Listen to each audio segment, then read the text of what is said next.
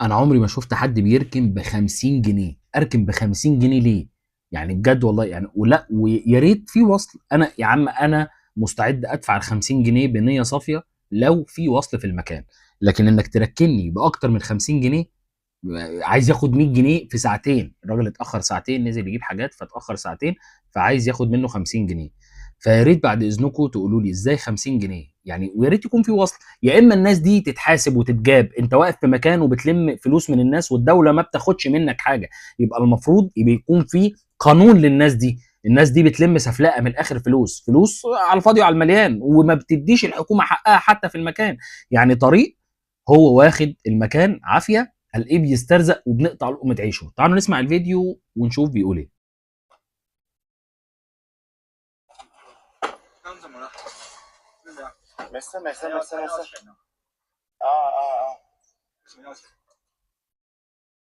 يلا يا خالد.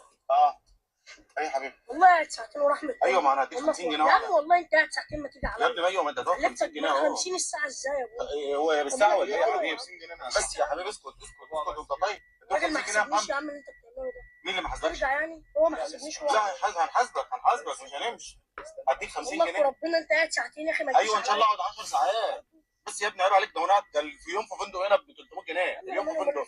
يعني انا كنت قاعد في فندق كان احسن لي. انت تيجي على اكل عيش. اكل عيش ايه يا حبيبي؟ والله ده اكل عيش. ساعه دي ب 50 جنيه. والله يا ابني عيب يا ابني عيب. يا عم انت عيب وانا شايفني بغلط يعني. اصلا طول الساعه ب 50 جنيه. والله ورحمه امي اللي ما بعجبش بقى لحد. هي 50 جنيه اللي هتاخدها يا اخي. انت بتصدق بالله ولا لا؟ هتاخد 50 جنيه ولا اسيبك وامشي؟ ازاي تسيبني كده؟ هو كده هو نقف فداركم. يا عم ده كله مكاننا. مكانكم منين يا حبيبي؟ هات تيكت ب 100 جنيه وانا هديك.